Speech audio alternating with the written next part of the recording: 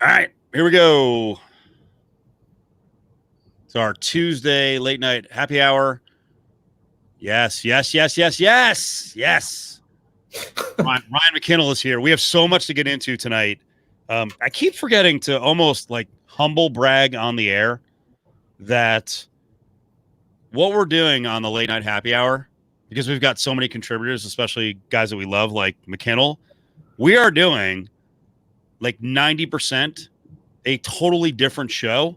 Like we're hitting on some similar sports topics, but we're getting different takes. So I'm really proud of what we're doing. Again, humble brag, because Candy's going to be in a little bit, but we're literally like putting together another freaking 2-hour show if you count no commercials on this. So I think we've done a good job. I think you guys have done a good job. And I wanted to start out by saying, if you listen to today's show, McKinnell, you know this. It's not easy doing shows with different people that you haven't done shows with before, right? You have to do that over on Sirius XM, or Sure. you've gotten into a groove now, but every once in a while they'll throw you a wrench. It's a different former wrestler. It's a different expert on the MMA side. You get guys who are MMA media people, different fighters. It's not easy to get chemistry and get a good mix early on. Yeah, no, I would absolutely agree with that. Yeah, but that's where you have leadership, and you hope that you put people at least on teams. I mean, it's like it's similar to a locker room, right? It's shared talent. You're all in it together. You build towards a common goal, right? And when you have good leadership and you have people that pull talent together, it makes it easier. But to your point, yes, that chemistry is so very much important in our business. And to go back to your earlier point, what you started with, you should be proud, of the happy hour, because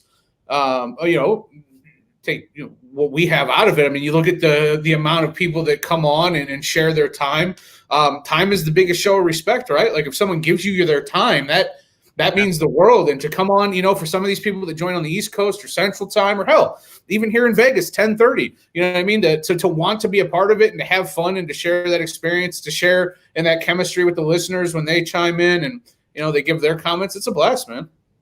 So that was all an elaborate setup to say that Pritch, who I've done, and everything you just said is true. Pritch, who I've done, shows with here and there. We're talking, maybe 15 shows total in recent years. Between him and Ari, really good job today. Really good job. Because I'll admit, man, I came in to do the show, and I was in a mood, man.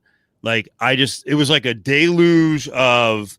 We got the travel ban, right? We'll talk about that a little later on. Travel ban. And it hit me a little bit because I was like, oh, Vegas, Nevada, we're part of the dirty South, like the whole South part of the country, up California, up the West Coast. Like we're now banned from going to the Northeast. They're getting past this. We're still in the midst of this crap with coronavirus. And then I'm like, wait, I can't go see my parents, or I got to sneak it to go do it. And then I'm thinking like, fuck, man, how are they going to get football going? How are they going to get Major League Baseball going? So, like, I walked into the studio today and I was like, pissed, man. And Prince was like, nope, glass half full. And he did a good job of calming the show down. So that was good. And then we got into a lot of different things, and he did a brilliant job. Ari, too, booking one. We got Joe Theismann and Warren Moon on, who they're both great guests. But you could tell, like, there's a different level of respect those guys have when a Pritch is in the room. Like they have shared experiences, whatever era they're from in the NFL. So I don't know, man. I thought it was cool. I was very happy with the afternoon show today. Very happy. Good. And you know what? The situation that the athletes find themselves in, okay, it's a little different on some level than what a lot of people are dealing with, right? Than your everyday person, air quotes. Yep. But it still, I think, is relatable in the sense that we put athletes up on a pedestal to be something that they're not, which is more than human so often, right? And an event like what we're going through, I think, has a real sort of way of making us realize that we have a little bit more in common than I think people thought to begin with. So the perspective of the Mike Pritchards, of the Joe Theismanns, of the Warren Moons, and then obviously people who are actively playing today, I do think it's vital because I think it humanizes everybody. And it also, it lets you know how serious this is, from Karl Anthony Towns' mom to whatever is about to happen in these next few months. It's palpable. So what's up, Candy? Hey. Gentlemen, how are you doing? We're good, man. We're good. I was just kissing the ass of both Ari and especially Pritch for the job they did today on Cofield and Company. I thought they did a really good job. And here's the other compliment I'll pay on Pritch and the audience on. I've done this. I've done the rant on terrestrial on Cofield and Company as well, but I've done it a few times on over here. You guys have all worked with athletes, and you kind of get an indication early on if they're going to work at the craft. And I know people get pissed when I say the craft of radio, but you got to prep for this. And like right out of the gates, doing some more shows with Pritch, like the prep list comes over because you guys are good at it too. McKinnell always sends over a prep list. It's Candy does the same thing. You give because we want your input. So Pritch has done a great job on that front. So I'm thrilled with what he's doing so far for Lotus. Yeah, I'm not surprised at all to hear that. I'm thinking about Pritch's radio days going back quite a long time, and it's not like I'm not naming names, and it has nothing to do with Lotus. It's not like just show up and go, right? Like certain people are just certain people are prepared and ready and have a talent for it. So, do we get a rhymes with? Do we get a rhymes with right out of the gate from the chat room? Yes, CJ Cards. You know what? I sound like I'm mean to Ari like often because I'm trying to drive him hard. Because we have a certain standard we want to reach, but no, Ari did a good job today, and he booked some good guests, and things are going well. We'll see if it all blows up tomorrow, and I'm screaming and yelling and being a dickhead. Right. All right. So, Candy, you would love this. Well, I think you're going to hate it for both of you guys. I read the quotes and story that talked about Mark Davis going after the NFL about covering up the first 8 rows with a tarp at every stadium. And Mark Davis basically came out and said, like, that's the last thing we want to do. Those are our most ardent fans. You're going to be blocking out fans from the black hole. He actually, Candy, this is right. He was the one dissenting vote. It was 31-1 to cover up those 31-1 vote. Yeah. I kissed the ass of Mark Davis today, and Pritch did as well. And I was like, this guy cares about the fans. I love what he's doing. This is awesome. You had a different take on it, though. Were you irked by what Davis said? Listen, to me, there's one person right now who should not be the lone dissenting vote in any NFL owners meeting, and that's Mark Davis. And when you think about the history of how this franchise got to Las Vegas and the help that Davis got from other owners to get to Las Vegas, right? We talk about how much they care about the fans and how much they're trying to make things work for Las Vegas. Okay, I hear you. The reason they're in Las Vegas is because Jerry Jones came up with huge help for them to get here. Jerry Richardson, before he left, came up with huge help for them to get here. I mean, the financing and the assistance that they got from the other owners is well known. It's well documented. So, from that perspective, I think Mark Davis should not be the lone dissenting vote or anything from the NFL. Also, stand up for the fans about being able to be close to the action. Look, either you can take the action of keeping fans that distance away from the field for the sake of everybody's safety, or the virus will take care of it for you. So that's my perspective on the fact that, look, this is not being done lightly by the NFL in terms of being able to keep people out of those first few rows. And if you're going to sell advertising to get something out of the deal, then fine, why not? Ryan, I do not agree with much of what Candy just said, but go ahead first. What do you think about it? First of all the seats are going to be ad spaces here come September, October. Like, are we talking about fans? We're really going to, with massive spikes in every single state, we're going to be sitting here talking about what are we going to do with the first 8 rows? What are we going to do with the first 45 rows? What are you going to do with the first 115 rows? Like, I'm okay. I'm sorry. I don't know if that's cynical, if that's like, if that makes you sad. I am totally resigned to the fact that we're not having fans. Like, I'm not seeing hockey again live for a very long time. I'm not seeing football again live for a very long time. As far as Davis being a lone dissenting vote, Candy makes a good point. It's just like, dude, what are you doing? Just go. Just be easy. They're like, this one time. It's a pandemic, Mark. Like, let's do what Raj and the guys want to do. Come on. Yeah, I don't agree. Now, I hadn't thought of Candy's take, which was the health part of it. I don't believe that Mark Davis is selfish and he's like, fuck the health. It's all about making money in the fans. I think he went over the top here to, make waves with his fans, which is a good thing, to make a good impression with his new city. That's fine. Candy, I don't agree with you at all on the Mark Davis can't speak up. He absolutely has to speak up. First of all, the NFL, pardon my French, fucked Mark Davis. Now, it worked out nicely because we stepped up. Well, actually, we bent over, right? And Wazoo took it in the keister, giving up $750 million. The Raiders should have gotten LA over the Rams and the Chargers. Yeah. So Davis has here's a great thing. Davis got completely screwed, went into a somewhat unknown situation in Vegas. It worked out. He's the one laughing all the way to the bank now. And you're right. He does owe the NFL a little bit, getting the help of Jerry Jones and others. That's fine. But this all started by the NFL treating Mark Davis the way they've always treated the Raiders, and especially Mark, like the freaking little brother, and disrespecting him. And he's starting to feel some might here now. This is the third time he's pushed back on the NFL. Good for Mark Davis. You know what? I'm not the idiot in the room. I'm not a punching bag. Go F yourselves. Not you, Candy. I mean, no, it's fine. I can F myself if that's what you need me to do. But I feel like I need to be reality with the clicker. I feel like I'm totally like I've already made my decision in terms of the fans go. I'm like, all right, I have nothing to add to this, so I just want to judge right now. I just want to give you guys points. Sorry, go ahead, Adam. If we want to turn this into some sort of CNC around the horn, that's fine with me. More work for Steve. Unfortunately, what I just did, they don't do on around the horn. It'd be much more freaking entertaining if they did flip out on each other instead of being. And you know what, Steve, I get it. There's an angle to this where Mark Davis wants to speak up for the fans in Vegas. I have no problem with that. And it really is the Davis legacy to be the one lone dissenting vote, against anything that the NFL tries to do. To me, this just isn't the hill to die on. And I don't care how much your fans have spent to have tickets close to the field and to try to be part of the experience at the new stadium. This is not a situation where you're getting screwed out of something for no particular reason, right?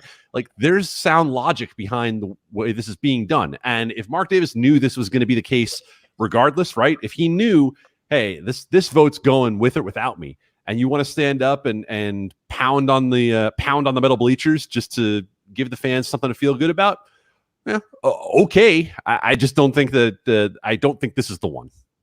Yeah, how about this one? Jerry Jones wasn't completely selfless in helping the Raiders finish out the deal in Vegas. He is part of one of the companies that handles a lot of the behind-the-scenes work. So now he's got, I have to look up every stadium that his company is in, but he's also got connections to the Santa Clara Stadium and now this stadium. So his tentacles continue to go out further and further. He's going to probably perish soon. I'm not rooting for the guy to die, but Stevie Jones will make out from his dad being so aggressive. So, you have breaking news right here, Cofield. Yeah, this wasn't Jerry Jones just being benevolent. Like I get nothing out of the deal. Nothing. No NFL owner does anything benevolently. Come on now, Mark Davis. No, I'm kidding.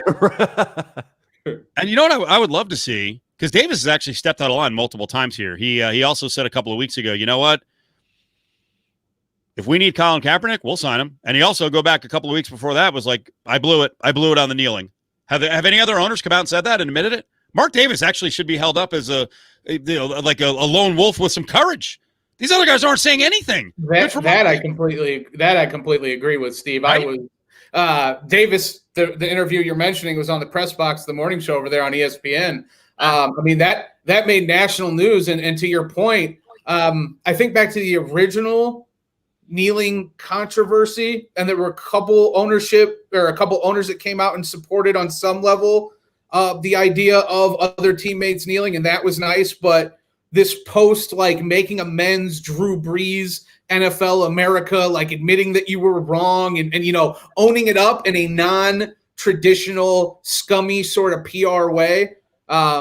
Obviously, no one is as good as the beloved Knicks, Candy. Sorry, had to take a little small dig at Nolan. But no, I mean, I thought Davis wrote the book or the blueprint on how to be an owner post Kaepernick and the mistakes that you made. So absolutely, you talk about hoisting him up and putting him on a pedestal, and remembering what he did. I do think it's really important because I think that and like what Drew Brees did, I think ownership and players are going to be remembered in a very real way for what they did or didn't do in this time that we're talking about, say 2017 to 2021, 2022.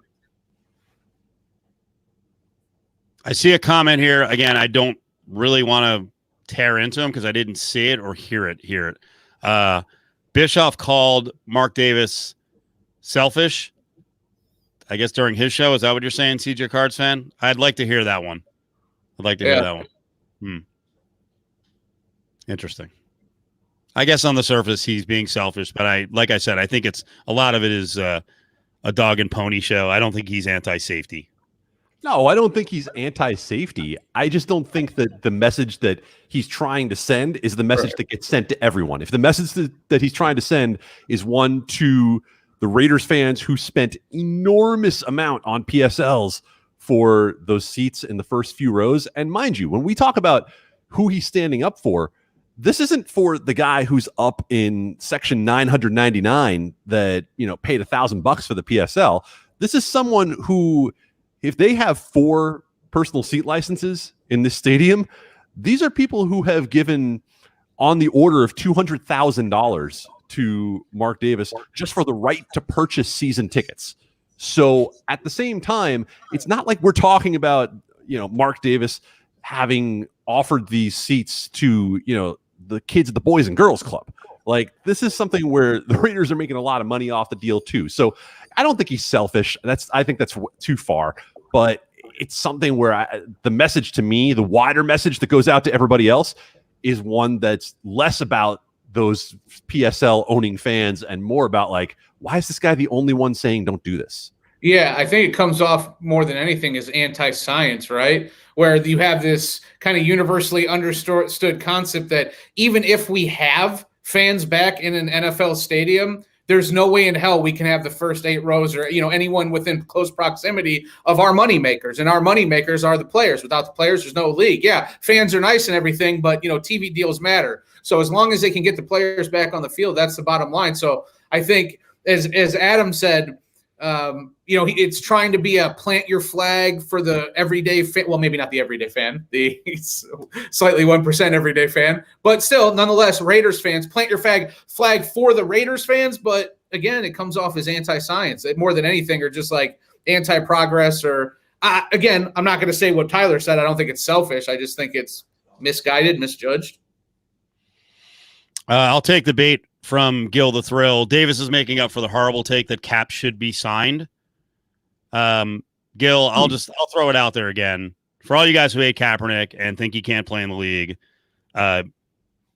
your agenda is shining through. You got to cut it out. The Chiefs, and I'm not saying Kaepernick's coming back for minimum money, but the Chiefs going into the season with coronavirus, potentially taking out Pat Mahomes during part of the season and having Chad Henne as their backup is the most laughable thing I've seen since, let's see, the Texans having a chance to sign Kaepernick to actually give them a chance to win when Deshaun Watson went down for the year, and they turned to fucking Tom Savage and just gave up on the season. So I know everyone's got their anti-cap agenda. I'm not going to sit here about whether he can play or not now.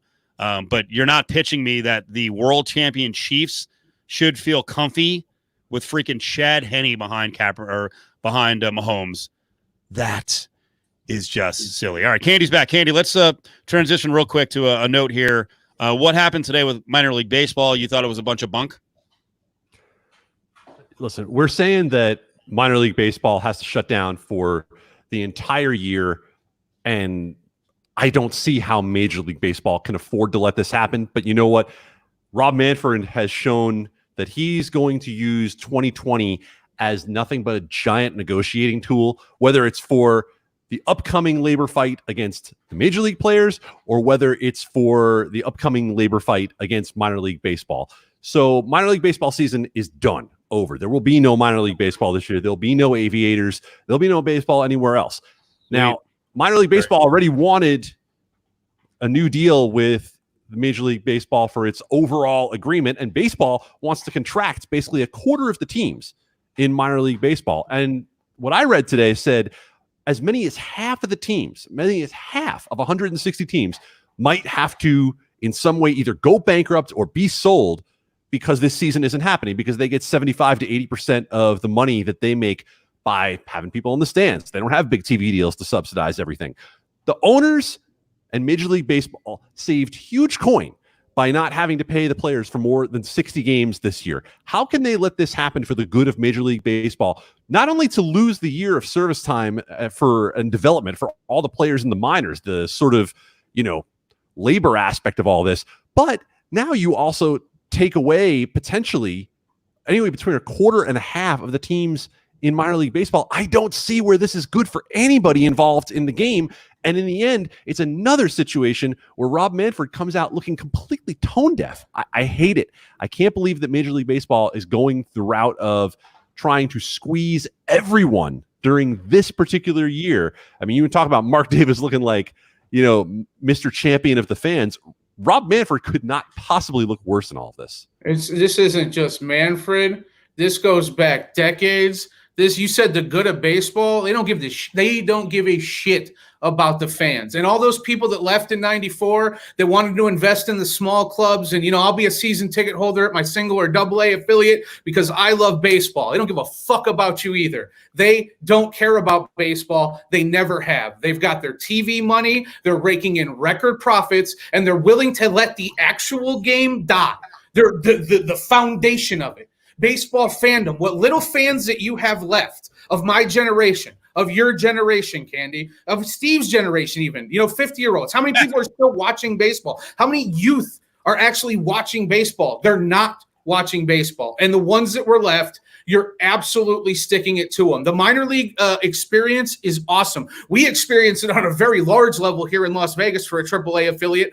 I grew up in South Bend where we have a single A affiliate now of the Cubs. When they rebuilt that stadium, a local casino got involved about 5 or 6 years ago. That part of town absolutely blew up. And it was a really, really, really underfunded, frankly, just shitty part of town, like historically bad. Like you wouldn't even go, you had no reason to go in there. There wasn't even a donut shop. There wasn't like your lone diner that you just like to frequent because they got a great breakfast special. There was nothing. They reinvested back in that area, and now it's seeing real rebounds. Now, what's going to happen from this decision to cut out minor league baseball this season? It's what you said, Candy, in terms of what they saved on the 60-game season, but it's also in terms of what they made in the years past. And anybody who, again, stuck by ownership in 94, when fans could have planted their flag, not left like cowards, but actually tried to make the game better and tried to speak, and you were actual baseball fans and you sided with ownership, this is the essentially reaping what you sow. This is a just a litany and a catalog and a benchmark after benchmark of fans sticking by terrible, terrible corporations. That's really what this is, because they're not teams anymore. We're dealing with corporations. We're dealing with billion-dollar corporations. And when corporations make a decision, people get the shaft. And that's the bottom line. Just realize, if you're someone anywhere in this process who, when the Major League Baseball was figuring out how they were going to get back on the field, if at any point in this process you said to yourself, well, the players are still going to make millions, right? If you're that person, you are stand for ownership. But let's go a step farther. If you're someone who is feeling that way, and now you have to look at this situation when it comes to minor league baseball, these guys make jack. These guys make nothing. Some of these guys make hundreds of dollars a month and are staying with host families. These guys make zero, and we're taking it away from them too. I mean, you're going to kill a number of careers for guys in the minor leagues by doing this. And I don't know. It's just, it was one thing when it was the negotiation with the players at the top. And, we've been through these labor fights over and over and over again when it comes to Major League Baseball and Players Association. It's a whole new thing for me when it comes to the minor league. Not a new thing, but a whole nother thing for me when it comes to the minor leagues. If you're the Aviators, you've got this beautiful new stadium. Everybody was excited to have this brand new stadium. What was the last time we were excited the way we were for a AAA season here than we were last year? And now you take it away for a year. I mean, killing that momentum for the Aviators just sucks. Also, listen, this is kind of a loaded question, and I don't know if we have an answer, so I apologize. But Candy, you're a numbers guy. Like theoretically, how much, like roughly, do you think if each owner just pitched in like a set amount to keep minor league baseball alive? Like realistically, what do you think it could be done for? 3 million, 5 million each an owner, 10 million, 20 million? I really don't know a number, but like how much would it cost to save essentially, minor league baseball? Because I just can't. I don't know the number, but it can't be, the risk can't be worth the reward in this situation in terms of completely shutting it down. It would have taken real quick, Andy. I was just was testing out our Twitch chat, so we are on Twitch now. So that is Old Man Cofield, just tweeting on the same show. It's kind of pathetic, but I just wow. So got an STFU for Big Mac, but keep going. Sorry. No, that's fine. I assume that means we're going to be playing some PlayStation on here at some point too, and giving the Twitch people what they want. We want the younger audience. We're not like baseball. We're not going to just shut out everyone under 30. Damn straight, Cofield. Damn straight. I love baseball more than any sport. I've made this perfectly clear. And it just makes me sad for minor league baseball, but you know what? It makes me sad for myself in a way, because I know I'm the sucker who's coming back, right? Like I'm still going to be here. I'm not letting it go. And it's almost like, don't ever meet your heroes. So that's kind of where I am right now. I've now gotten the backstage tour with Major League Baseball, and my God, Major League Baseball was a dick. I saw the ticker. I saw the ticker on ESPN, and it was like Ohtani's going to pitch this season, then he's going to DH every 3 or 4 days. And I was like, "Fuck yeah!" And I was like, "Damn it!" Like that was like the one moment I was like, I said I wasn't going to care about this season. I'm pissed at Major League Baseball. I was pissed that they bought Rawlings and they were juicing the balls. I was pissed at the Astros. I've been steady pissed, and then they show that news about Ohtani, and I got all excited again. And yeah, I'm a mark. I'm a fucking mark. If you guys can take the emotion out of your analysis, kind of unbunch the panties as they've gotten all worked up. CJ Cards fan actually has a good logistical question here. He said, well, it's a comment. Do you know how hard it's going to be to shuffle players between the minor leagues during a pandemic? Then pay them. I thought you were Mr. Safety, Candy. Earlier, you're getting on Mark Davis about safety. Maybe Rob Manfred cares about the safety of the young men. That's exactly what it is. Rob Manfred is looking out for the young men. CJ, yeah, it would be very difficult, but we are rejiggering how we're doing everything in Major League Baseball this year, and in all of the major sports. We're looking at how are we moving or not moving people. The same way there was a way to make it work inside a bubble if you're the NBA or the NHL, or by adjusting travel as you did in Major League Baseball, there was a way to have something of a minor league baseball season this year. But the way it went, where Major League Baseball was already squeezing them, right? Major League Baseball had already gotten them in April to essentially agree to cut a quarter of the teams in affiliated ball. 40 teams were going to go away just off the jump. So I believe there had to be a way to have something of a minor league baseball season, but in the end, they were left hanging that much by Major League Baseball. They had to say, you know what, there's just no way for us to viably do this. Wow. We have spent more than 5 minutes on baseball. I think, is this a compliment? I think. Yeah. By the way, is that Jason from the old days, Archuleta? I think it's you. Thank you. I think that's a compliment. Let's see. Connor McLaughlin says he misses baseball. See, we're all getting sucked in. Sean, don't tell them if you miss baseball. Don't tell them. That's what they're using against you right now. It's mind control. Find streams. I mean, don't. I'm not advocating for piracy. I'm sorry, NSA. I didn't say that. Sean goes Debbie Downer or reality. Baseball ain't happening. This is something I've been hitting on a lot the last couple of days on the air with travel bans and so many of the players coming from freaking Texas and California and Florida. How are they going to populate the game without? I mean, Pritch actually said it on the air today. He thinks that baseball is hiding all the positive tests. Like, while we saw NBA 16 of 302 in their latest round. They've got more than that. Hockey was 15 of 250, plus they've got another 11. Baseball right now may have done 400 tests. It may be 150 or 400 for all we know. I'm not saying it's that high, but they're not saying, right? You haven't heard anything about baseball. No, I mean, Cofield, the way they went with this by basically saying, yeah, we're going to put people on players. We're going to put players on the COVID list, but we're not going to tell you about it. We're not going to give out any information about it. don't go for this mid-major college hiding behind HIPAA crap. Like Right. it's ridiculous that they're going to do it this way. But put the tests out there. Put the test out there for all of us to see, because if you get a 5 or 6% positivity rate on the tests, then you're no different than the rest of society. You're just taking a smaller group that's coming with the same rate of positivity that everywhere else is. And that's what we've seen so far from the NBA and the NHL.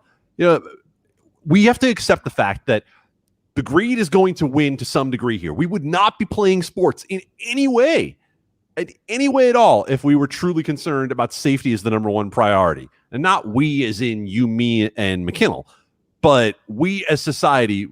If we cared first about safety, we would step up and say, hey, just scrap this year.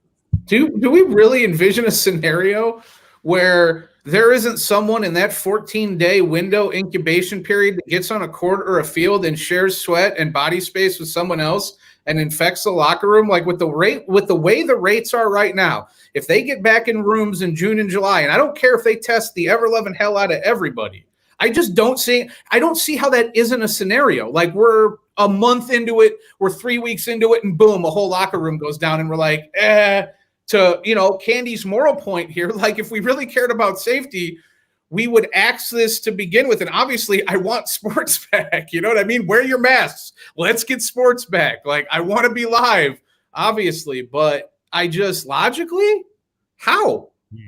I don't see how. I don't see how. So Adam Hill is asking from Mexico to get in on the stream. Let's see. I think 5 different versions of myself were asking if he should be in. He got overwhelming yeses. Then he answered yes himself. I think then Brady turned on him and just said he voted for himself. I'm out. Yeah. Adam, sit tight, because I can't punch up as many videos with 4 people on. And I do have a very important video before you come on. This one's emotional for me. And so we've seen Major League Baseball canceled. We've got other cancellations to get into. I really got to compose myself. I don't want to lose it here. Did you see what got canceled late Sunday, early Monday? Dave Portnoy, right? I don't think that's official yet. Oh, okay. That one would not get me emotional. Who wants to sing the theme song from the show? What show? Anybody? Help me out. Thank you for being a friend. Anyone? Oh, travel down the road and back again. Your heart is true. You're a pal and a confidant. The thing is, Cofield. Cofield, here's my thing. Are you upset that the Golden Girls got canceled because of supposed blackface, or is this a GILF thing for you? It's definitely a GILF thing. It's the greatest GILF thing in the history of over-the-air television. McKinnell, if you missed it, episode 23 of season 3, yes, I know the exact episode, featured the Golden Girls in mud masks. But there was an African-American theme to the show. There were some relationship questions. I don't know who this guy is, but we're going to watch him for a couple of minutes. I'm hoping this is going to work. This is a fella I found on the internets, and he was getting into the whole cancel culture. It reads, Talk Ghetto News. Should we try it? Because as he starts breaking down what appears to be the absurdity of the Golden Girls being canceled, and then he finally gets to a point where he's like, maybe this is bullshit. Let's give him a listen and see what he's got. What up, though? Heist Man the Foe. Talk ghetto news and opinions. Man, we got to talk about the Golden Girls, man. They say the Golden Girls out here doing blackface or wearing masks or some shit, man. Y'all know the Golden Girls, man. The 80s sitcom about. By the way, this guy's clicking and pictures and everything. I'm fucking ashamed. He's really good. Old ladies on stage in Miami, and they was chilling, but they supposed to be wearing masks and not these type of masks, man. They wearing other kind of masks though. But what they saying is, in the episode, I forgot the episode. It was like in 1988 that they was doing blackface, and it all stems from Dorothy. Her son was getting married to a black woman, And then the Golden Girls, well, two of the Golden Girls came in, Betty White and Blanche, the one who be fucking all the time. They All right. It's accurate. Rose and Blanche, and we all love. I mean, my personal guilt dream is Rose, but Blanche put out. So here's a look at the mud masks. This is where we're getting in trouble. This is why Hulu pulled the Golden Girls got canceled. Are we alarmed by this picture, audience? Are you guys okay? Candy, McKinnell, so far, are you okay? Are you getting uncomfortable? I already know where this goes in terms of the episode, so I'm just letting this roll for a minute. came in there with some mud mask on. And hold on, man. And they said, hey, this is mud mask. We not black. And people want to come out there and cancel. I think Hulu just canceled it. That's where this all come from. They took the episode down because they was doing blackface. And I say, man, I don't think it was blackface. They had mud masks on, but we're in a culture right now where they taking everything and this shit just going crazy right now, man. All right, so he's 111 in, and then I feel like he unravels his own case where he's like, I don't care. The Golden Girls are cool with me. Blanche likes to fuck. We're all good. Mud masks, no effect. They finna stop pool because you gotta knock the black ball off the table with a white ball to win the game. Motherfucking chest. The white piece go first. They even trying to cancel the motherfucking master bedroom. And I just think shit, everybody going crazy right now, man. But I gotta kind of call bullshit on the blackface shit. For the simple fact is it's a little racist, man, because they didn't have to put blackface on or the mud mask on in that episode. They could have, they saved that shit for that or something. I don't know. You got to feel what I'm saying, though. It's like, it's a little racist, not because they had mud mask on, but the damn director and whoever made the shit was like, hey, we got the black people coming in today. Let's throw a mud mask on. It's supposed to be a joke and shit anyway. We're in a fucked up culture right now. You can't really joke right now. But I had to call bullshit on that just a little bit because they added that inside of that, man. All right. So I'm not really sure what his take is. I think he kind of went off a strong stance, and now he's like, it's a little bit racist. It's a little bit. I think you always got to come back. I think you always got to come back to blackface being a little bit racist, no matter if it's in the 30s or the 80s or Jimmy Kimmel doing Karl Malone in 1999 or whatever it was. It's never a great look. Brady likes this guy. Says he'd be good at PR answers for both sides of the argument to appease everyone. Connor liked the video. LV Pickle, they just got rid of one episode. Like I said, it was episode 23, season 3, and it's off of Hulu now. So last night I was trying to use some other streams to get it. Maybe I'll, instead of looking at Reddit for other stuff I look for, I will try to find Little Golden Girls. There's just some things you can't cancel, guys. And, Dave Chappelle is one of them. The Golden Girls is the other, and seemingly the president is the other one. 3 that they're like cockroaches. They live forever. By the way, are there other African Americans who would be like, dude, you're canceled? I just noticed this. Wait, it's not the Ghetto News comment. It was because that's the name of his video. Yeah, the background is. Let me punch that back up again. Is the background all Newports? Oh, I missed that. God bless him if it is. The content was so riveting. A lot of menthol. You got to run through to get a wallpaper. Yeah. Come on, old Gussie. There it is. The Marlboro Red there over his right ear. Oh, you're right. There is, yeah. Wow. Man, you couldn't have just went out and bought one more fucking pack of Newports to bring it all together? That is fucked up. Oh my goodness. No one else. All right, so where do we go? I know we're laughing about this. Where do we go with the Golden Girls? How is this a valid case of cancellation? Probably pull the episode. Candy? Frozen? No comment? The prevailing opinion that I've seen online that kind of got a good laugh and a silent nod out of me was, essentially where we started this whole discussion of Black Lives Matter and black people saying, please don't shoot us, right? Police, please don't shoot us. And it's like society responds by saying, we got it. We're pulling this episode of the Golden Girls. And we're not calling bedrooms No. master bedrooms anymore. That's not what we were asking for. Like fine, thank you for this strange bit of woke, but like this is not what we were going for. I like it. If 2020 had like a tagline, it would be strange woke. Yeah, I mean, look, it's first of all, I think the one thing we can say here is that 3 middle-aged white guys are not going to be the ones to decide whether or not this was racist. Yes. And like, nor should we be the ones to be making that decision ultimately. But I will say that if there's going to be one of those sort of jump the sharkish moments for everybody where they're like, whoa, hang on a second. No.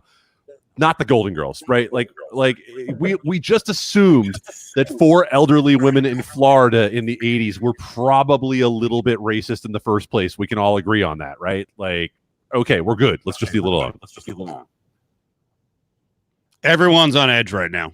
Everyone's on edge. So much so that in we've now programmed Ari to research for the show like 1 hours a day. He doesn't sleep. He's just shaking in his bed. Like, where can I find stories for these guys? There's a lot of pressure. Brady on the video here is breathing down his neck.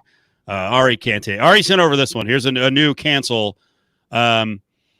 We here at Jersey Mike's are always striving for greatness with our sandwiches, but also in our community. We have listened to the larger cultural conversation and have decided that effective tomorrow, July 1st, our famous BLT, bacon, lettuce, and tomato sandwich, will now be known as the BLM, the bacon, lettuce, and motto sandwich. Black Lives Matter. We know this is this real? This is real for sure. Look at Big Mac's. Look at Big Mouth. Big Mac's mouth agape. Look at it. Look. Hold on. No, I got to look this up and make sure this isn't something that got photoshopped. What are they doing? Brady says that seems insulting. No, this can't be real. I'm very confused. How is it? How is tomato insensitive? Hang on. It is a total fake. Okay. Oh, you stopped. We could have dragged him along for a while. Oh, okay. He was buying it, Candy. What are you doing? I mean, but we're I had to make sure I wasn't buying it. Master bedrooms anymore. So, like, I couldn't find anything even remotely offensive about that, but I wouldn't have never, ever expected master bedroom to be offensive. Imagine if we. I don't know if the jury's still very much out on that.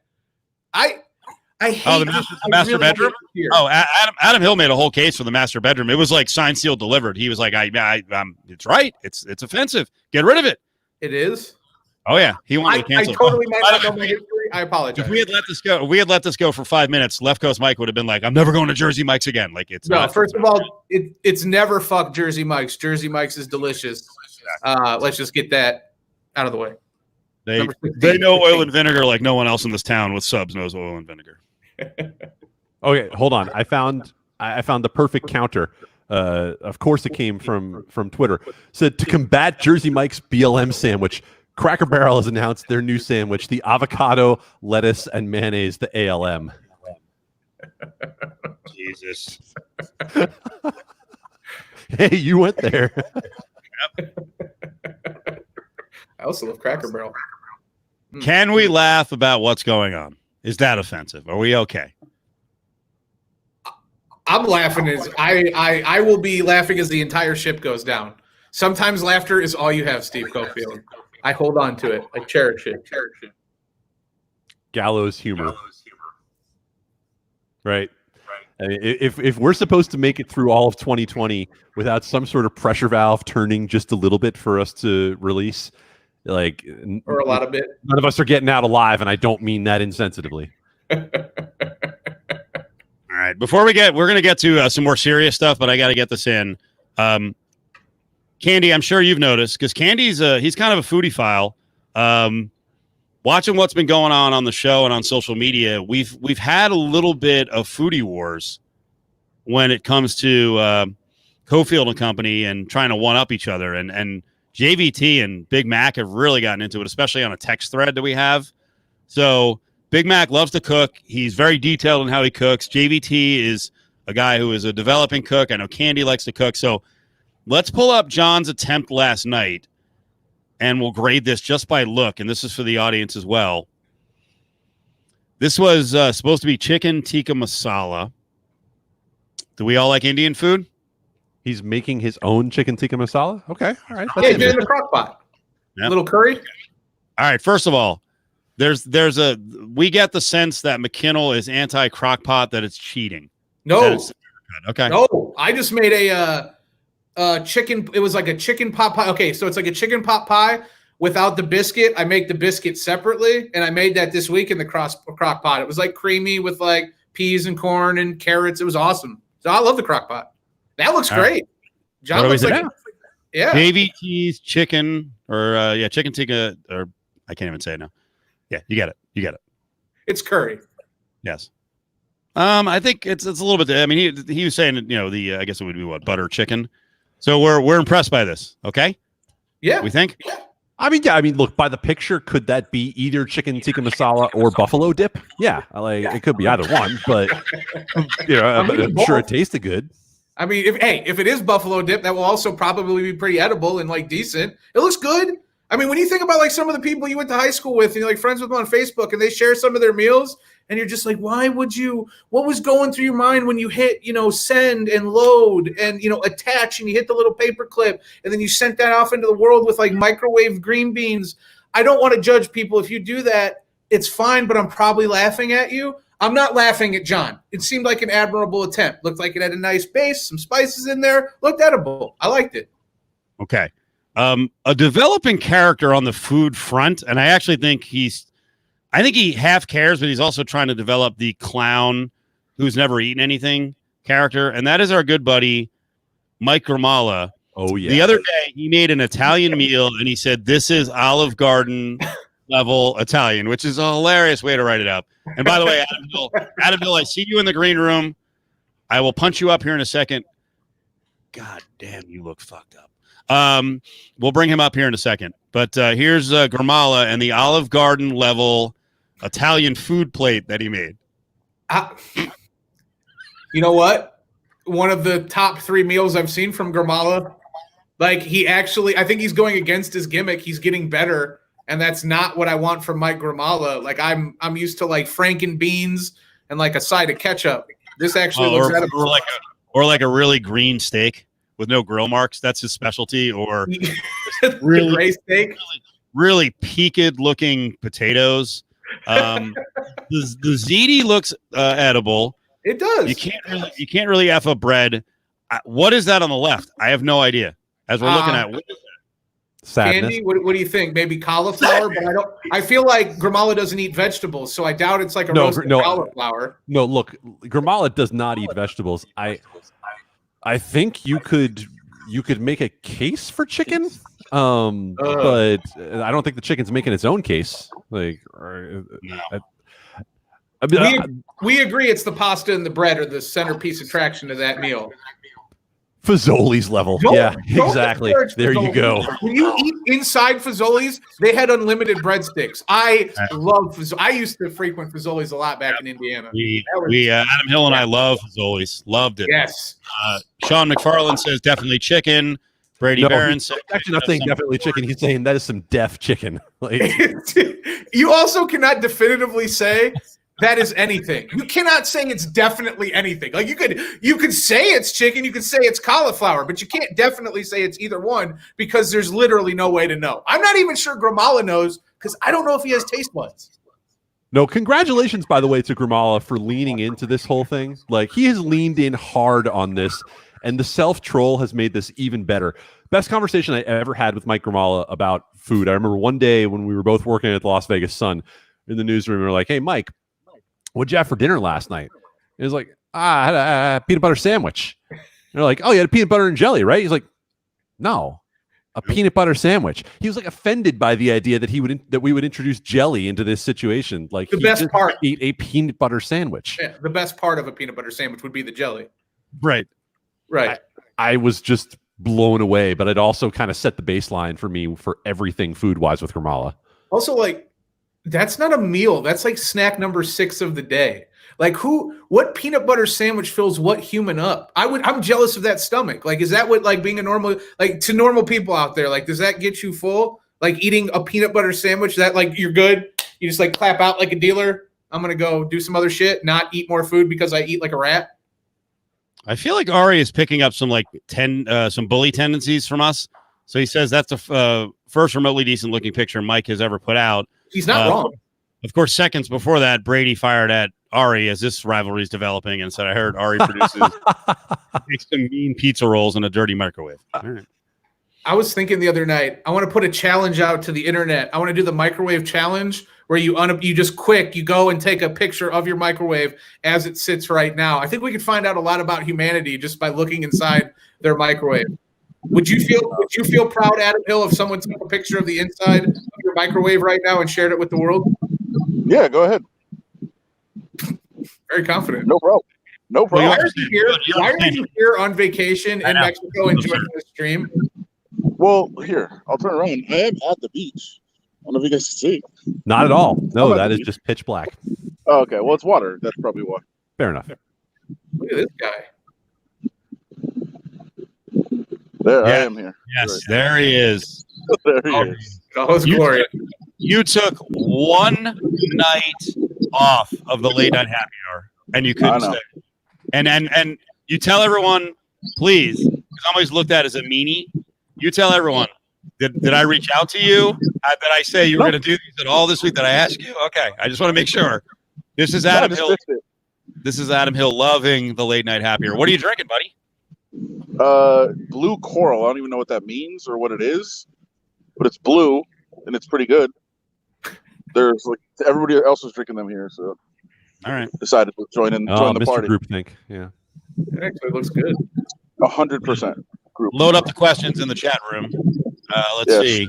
Left Coast Mike says, "What hotel?" It's the Ryu Peninsula Palace.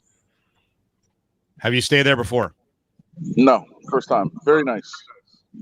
Really? And very, very empty and very safe. So it's good. I mean, it's got to be empty. No, not empty. They're allowed. I think that's probably fair. They're allowed like 40% capacity. And I know are people looking at you like you're dirty? What, for being American? Yeah, like you're infected. No, it's almost all Americans. Cancun. Yeah. So, and locals aren't really allowed onto the island. So, kind of sucks for them. It's very disappointing, actually, but they're trying to protect their tourism industry. Sure. So they're basically just like, hey, tourists only. Yeah. And we They're like, hey, if you're willing to put yourself in the petri dish, fantastic. We're not doing it. Yeah, exactly. And we are, I mean, like, we all, that I took a test the day I left. One of my friends that was supposed to be coming tomorrow, we all decided to take tests before we went. And when we get home, and she actually tested positive today. So she's not making the trip. What? I think everyone here probably knows her too. So I don't want to, I don't think she wants to go public with it, but yeah, it kind of sucks. Damn. But it could have been worse. We could have not tested, and then she could have brought it down here. Yeah, I got a buddy coming in for the 4th of July on Thursday to town. He's like one of 3 people that could actually get me to go out and like mingle in this atmosphere. I don't know, man. He's coming from Indiana. He's coming on a plane from the state of Pence. I'm terrified. Like, I'm not gonna. Normally, I'd pick him up and put him in my car, but I don't want him in an enclosed space. I can't trust that podcast. Just tell him to wear a mask. I hope he does at least. I'm gonna go get some food with him. I can't do rhymes with. Rhymes with? I can't do it. I can't do it. Martin Baird says, "Are you the only one without a mask? You dirtbag." No, I've been wearing it everywhere. I have a mask. I literally have a mask in my pocket right now. I'm out on the beach by myself. I don't need to have it on right now. Yeah, he's free. Yeah. Like if I was just inside. I was at the bar watching the beginning of this, and I was wearing a mask in there. I just took it off because I walked out to the beach. I like Adam casually dropping in and dropping a bomb, right? Like, hey, I'm off of Mexico. I was supposed to have someone that you all know with us, Well, and they actually, I don't tested know if you positive. do. Like I very don't know good if you stuff, do. man. Yeah. It was. I mean, I literally just got a text like, no, back. The majority of people are coming tomorrow, so How many I've people been are kind there? of chilling. 3 right now. I've just been kind of chilling, mostly on my own, and then tomorrow I guess it gets rowdy. Now that you're there, and hopefully no one in Mexico is watching this, although I hope there's hundreds. Yeah. We can reveal you had like a Floyd Mayweather bag of money of like singles and fives you were bringing down, and Big Mac they were actually wrapped. The money was wrapped. Oh yeah. You had like 5 stacks of money wrapped. Was that how much was it? And you brought it for tips. You brought it to butter up the help so that you're treated like a king. How much did you have to freaking bring so that you were comfortable? Hold on. Also, not only that, but also because a lot of the people that work here have not been working for 3 months. Like, I just feel like if you're gonna come down here and like take advantage of, the services and all the extra precautions they're putting in and all those things, like you should probably take care of the people that work here. But honestly, I'm kind of surprised. Like, it's been so out of control. I'm surprised like 3 waiters haven't run out here and tried to bring me drinks. Like, it's out of control. Like, I walk down, I get off the elevator in the morning, and there's like 3 people running up. And you need anything? Need anything? Everything okay? I'm like, all right, settle down. You're Tip good. too well. But, it backfired. Oh, for sure. It's all dollars. It's American. Yeah, they don't want your pesos. Yeah. Anyone who's been to Mexico, they're like, we don't want pesos. Get out of here. You ever do the $2 gimmick? Bro, first of all, $2. Get out of here. First drink at the bar, $10. Sure. But I'm just saying, for every drink after that, the 2 keeps everyone very happy, and it's it's a novelty. People like to think they're good luck. Sometimes when I travel, when I do that, if I'm going to a tourist place, go to the bank, get $100 in 2s. I don't know, it goes a long way. Fellas, Candy, I just got to warn you here. Adam and Big Mac. I mean, guys, don't get into it here. You guys both love the tip, and we know Big Mac made a lady cry at the grocery store one time. Probably more than once, honestly, though. First of all, Steve, you tip more than anybody. Well, you and Adam. I've seen you tip absurd amounts, and I'm a good tipper as well. You make me feel inadequate, which is just stupid because I always make other people feel inadequate. I don't like it. So yeah. Yeah, guys. I didn't tell this story on the air. Me and a couple other people went to Applebee's a couple weeks ago. I don't know why. It was you like risked right after coronavirus for fucking Applebee's. So there was people in town that wanted. It's the whole thing. Tonight's by the way, brought to you by our friends at Applebee's. Well, that deal just went up. Thanks, Big Mac. Also, Bye, Applebee's. By the way, they were only seating like 8 tables out of like 50 in the place, which was great. Yeah, but no, I mean, it was in due fairness to Applebee's. They had an influx of requests and reservations for the night, so it's highly understandable that they were socially distancing it in 8 whatever capacity. There was like 30 people waiting outside because they were seating so few tables. Either way, the whole point of this story is that we had the worst waiter in the history of waiters. I mean, he could not have been any worse. I don't know if he tried; he couldn't have done a worse job. To where I saw another table that had waited like an hour for a table. They got up before they got their food. They're like, this is ridiculous. We got to get out of here. My friends that were there were like, it was a joke. I mean, he was so bad it was a joke. And they were like, we're obviously not giving this guy a tip. I tipped 150% on my meal. I figured the guy probably was not getting any money the whole night. So you just encouraged him to be ultra shitty to the next party who came in. He wasn't a jerk. Like, I think he was just dumb. Like, I don't think it's his fault. It's just one of those that might be even more. That's more condescending though. That's like, you know what? He just couldn't help it. He's a moron. Like, very dumb. I love Dave Koken, and we should probably do this the next time Dave is on. But Dave could get brutalized. This may be as bad as the Bud Light Lime from about 10 years ago when Dave just got it because he was like, I kind of like the Bud Light Lime. Hold on. Wrong one's going to punch up. Dave says the bourbon chicken at Applebee's is actually decent. It's wasn't that the place that used to have the Jack Daniels sponsorship, and they used to have like the Jack Daniels like honey chicken fingers? Like, I got a soft spot for Applebee's. I'm nostalgic. I just haven't had it in a very long I thought time. that was Fridays. I wouldn't risk the Rona for Applebee's. That's all I'm saying. Let alone an Applebee's where they keep you sitting at your table for an hour and a half while the waiter does whatever he does. Wait a second, McKinnell, Epicurean that you are. What restaurant would you risk Corona for? Carson Kitchen, which I will be risking on Thursday. Oh, breaking news. Yeah. I know Adam agrees. There's a few. Huh? I'm with you on Carson Kitchen for sure. Yeah, there's a few that I'd risk it for. That's definitely, no question, one of them. Naked City, although I just do delivery with them. But there's a couple places I'd risk it. But I also, I scout. I go beforehand and make sure distance is being practiced and people wear masks and You're like Omar. Like you're gonna get like a whole bunch of runs through that location to make sure that it's exactly the way you want it before you get there. Got my pigeons sending me back notes and getting all my intel. Run this shit, Andy. Now, I mean, like, guys, my family like owned a restaurant growing up. Like, I know what the service industry goes through. The struggle is real. So That's yeah, it. I'm just as much of a tip monger as you guys are, just because I know what's involved for the people who are doing it. Koken says Fridays did have the Jack Daniels tie-in. You don't have to be ashamed to know that. And Dave did have some people come to his defense. That was kind of mean on my part.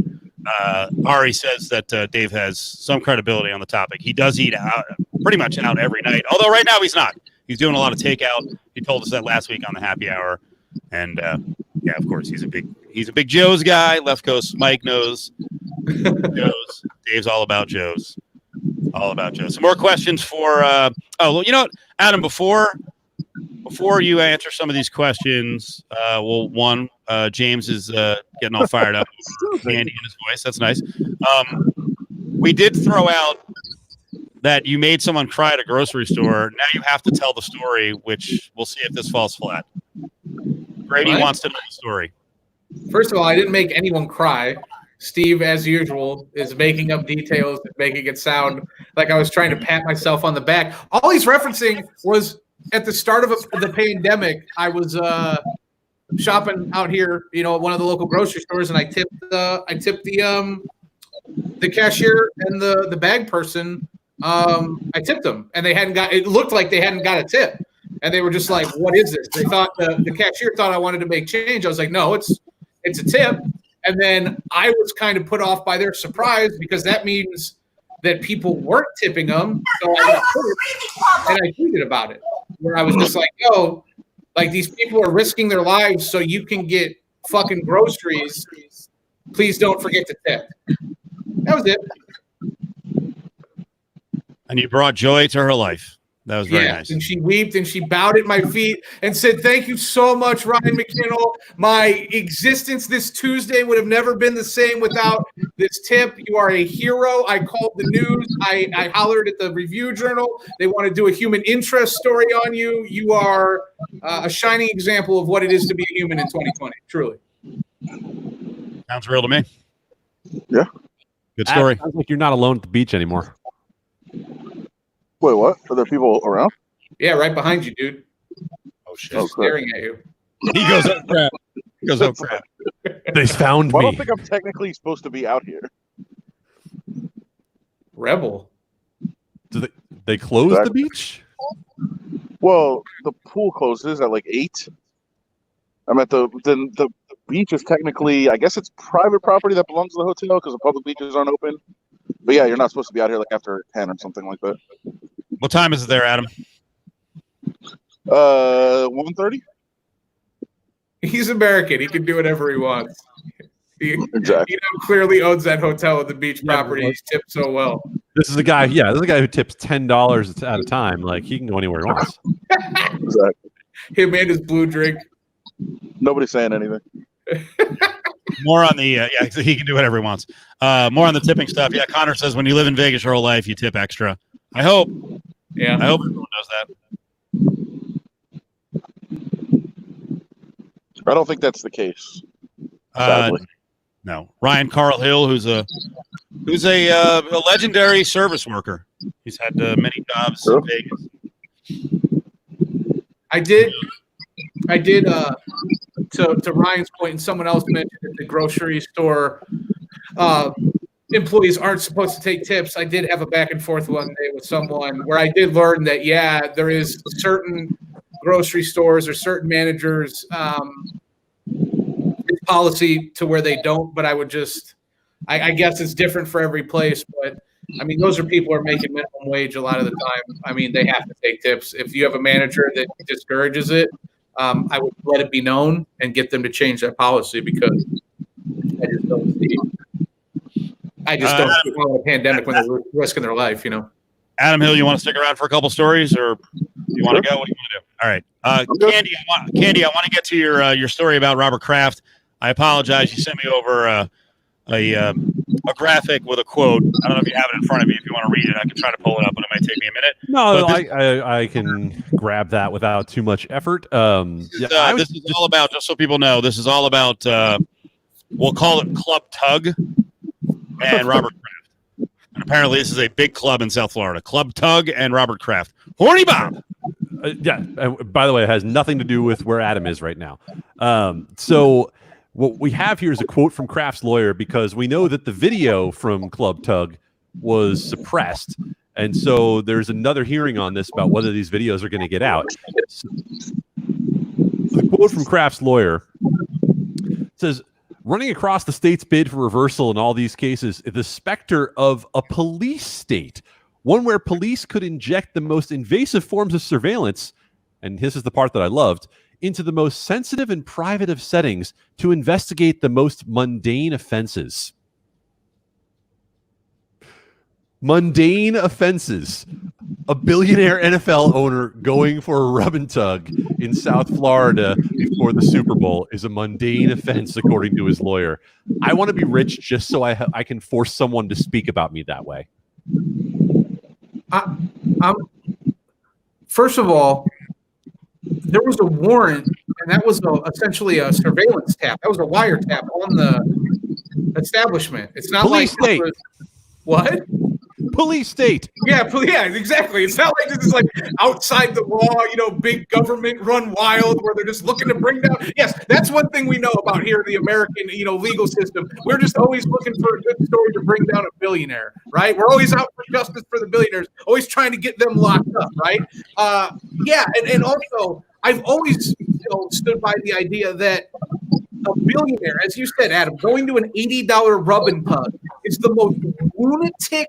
Like in what world, when you have $1 billion, is that your to go and get your jollies, right? It's low level, it's low rent, it's dangerous, and there is a human traffic element involved, right? So when you say it's this mundane, like as you kind of hinted at, like just the ridiculousness of that phrasing, to even suggest that it's mundane, like, dude, that's absurd to me. Yeah. Take it. Far from mundane. We spent weeks talking about this. This is not mundane. Well, I mean, I think from a crime standpoint, it's fairly mundane. I mean, it's obviously a huge story and a fun story to talk about and to laugh about. But I think on the grand scheme of crimes, it's a fairly mundane crime.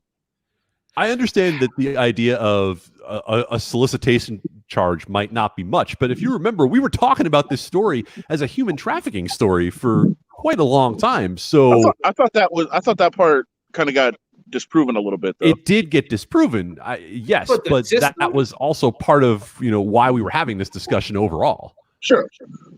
But I mean, on the grand scheme of things, as an old dude going to a rub and tug, like, if it's not him, it is a mundane story. It's just the fact that it's Robert Kraft and he's the owner of the Patriots and all these other things. So, I mean, I get it on that level, but you've got to understand who your client is and what he represents, and that it's not mundane in the grand scheme of things. You don't think that there's a more sinister element when a billionaire is going out and getting an $80 hand job when he could be easily? There's no difference between an $80 rub and tug and a $10,000 a night private escort that you can have sign waivers and just do absolutely. You know what I mean? Like it makes no sense to me, Adam. So when there's no logic and there's that sort of absurdity attached to it, that whole story's bothered me from the beginning, man. It just gives me the willies. It's an old dude that was just. He had an shit! urge It's before on he went to the video. airport. Hold on. My bad. I mean to slip that in there. I'm sorry about that. Sorry, guys. I left for a couple minutes. We were sparking your creative juices, Steve. It was a joke. It was a mean joke.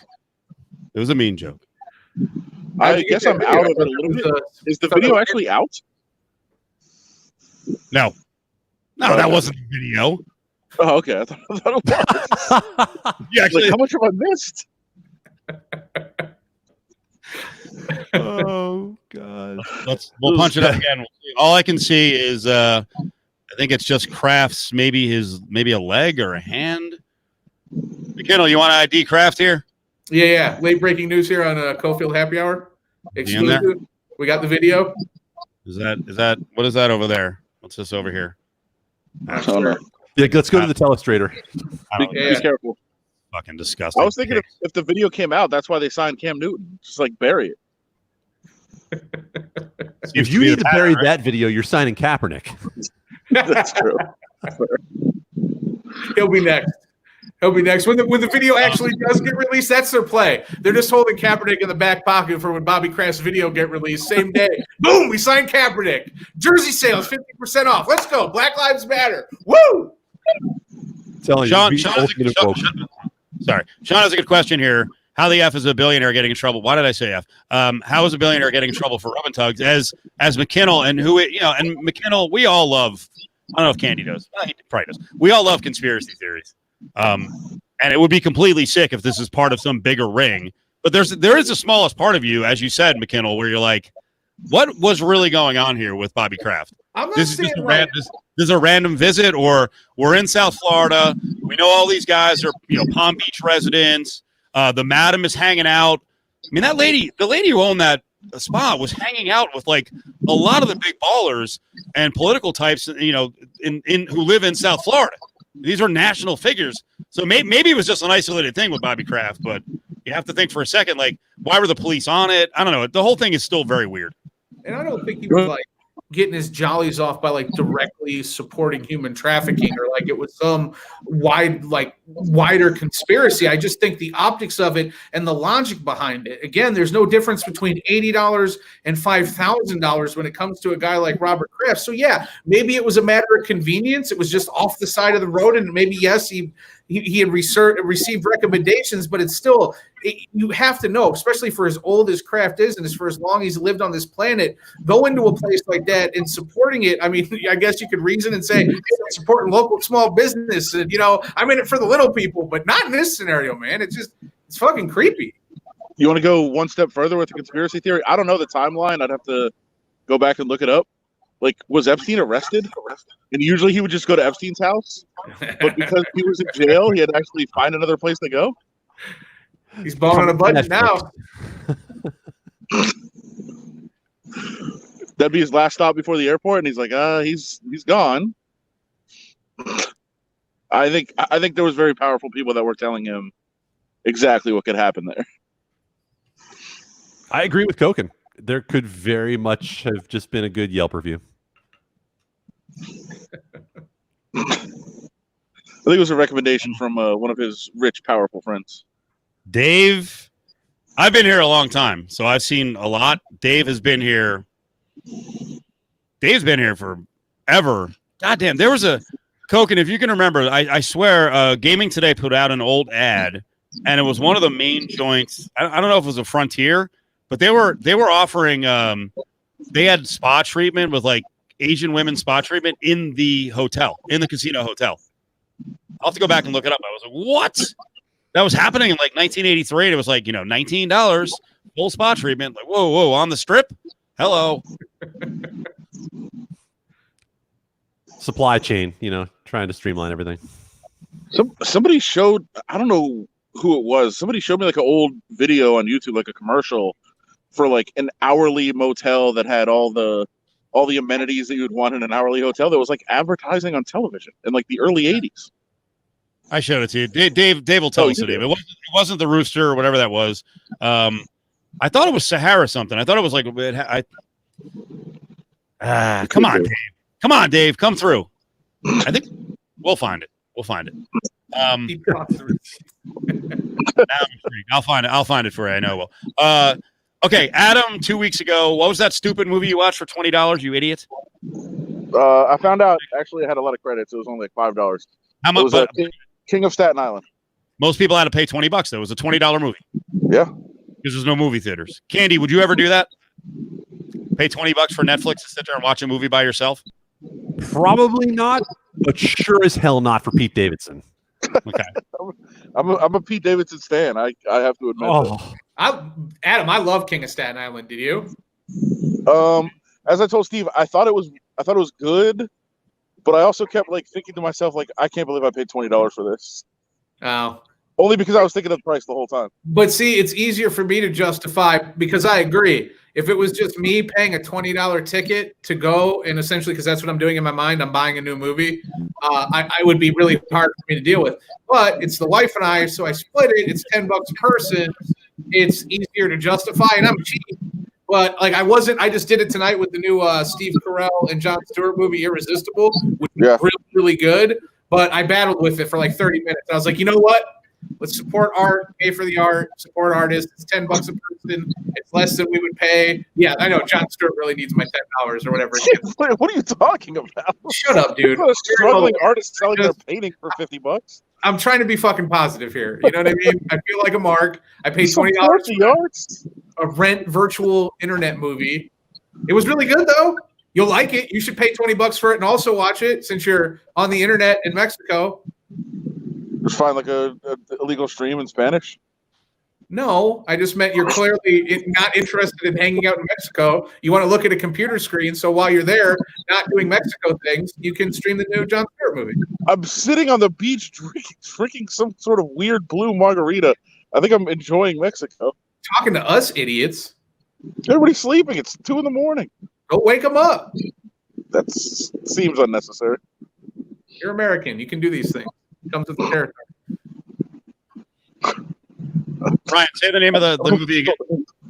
Oh, it's Irresistible. It's Jon Stewart directed it. Steve Carell's the lead. Rose Byrne and Chris Cooper is in it. Will Sasso. It's just a really good movie, and it's a comedy. A little serious, a little bit of heart, but I never see comedies do.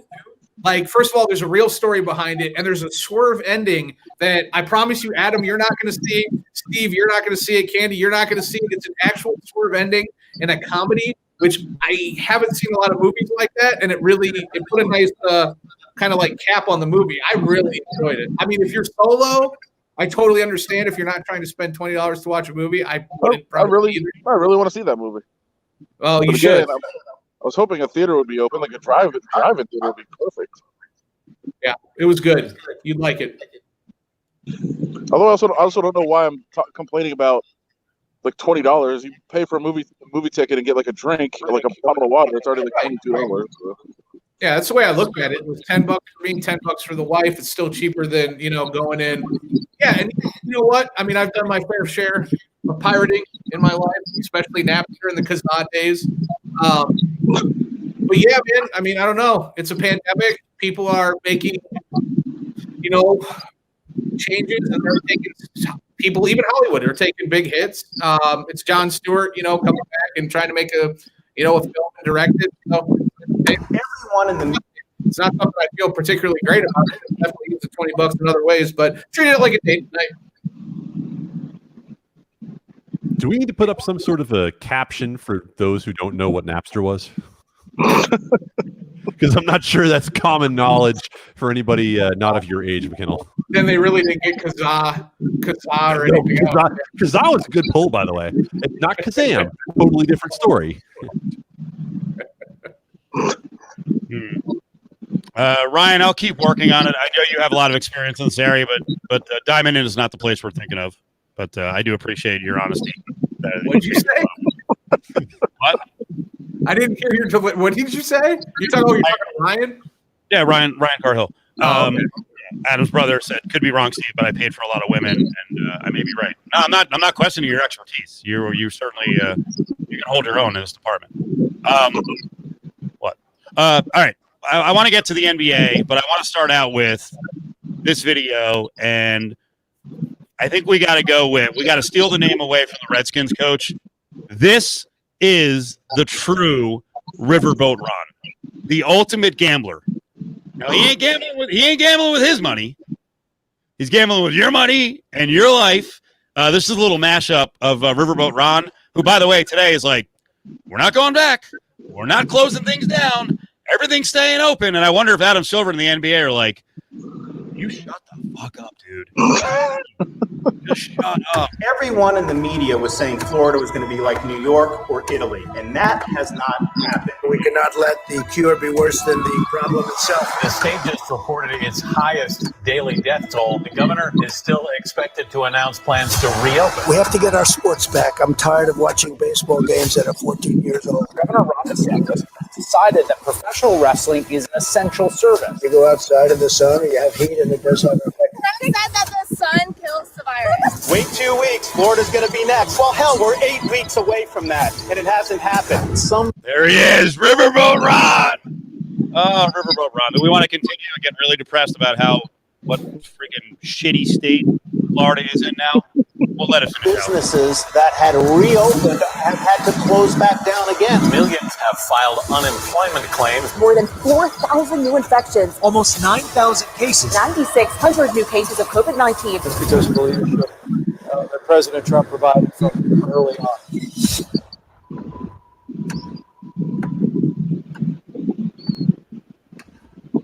Good seagull sound in the background there. That was nice. Nice touch at the end.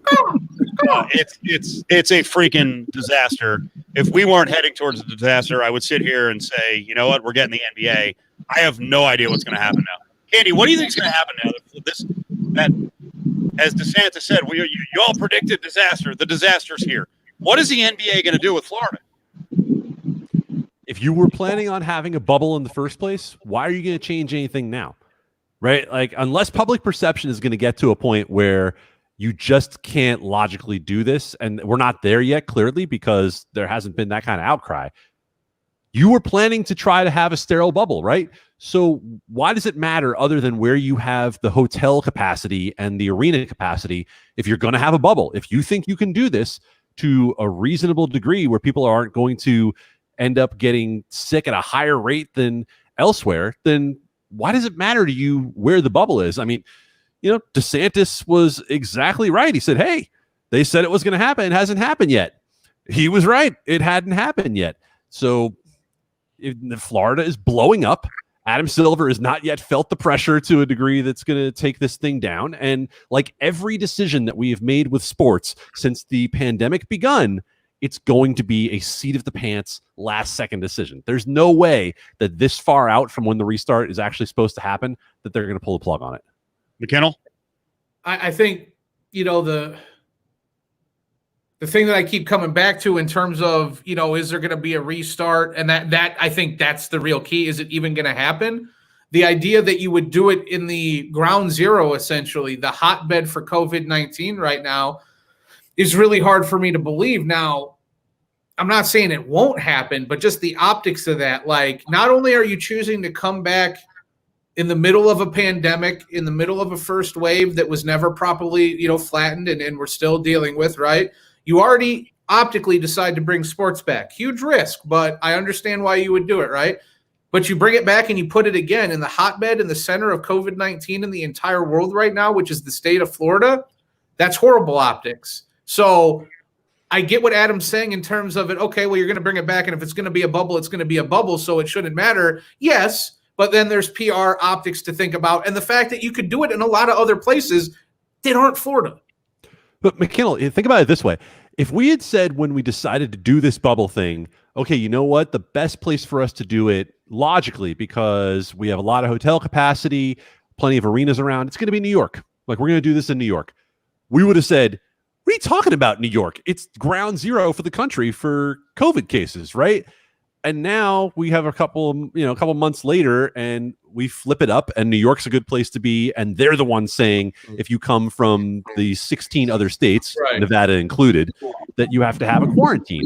So I think you're chasing moving goalposts here if you try to figure out where can you do this at any one given time because of the way that states individually have treated the virus, right? Like if you said right now you're going to move it to, I'm just going to pull a state out of the air, Nebraska, and Nebraska turned out tomorrow to have the worst of it, you believe in this bubble concept or you don't, because it's impossible to know where the virus is going to be based on the way we as a country have dealt with it.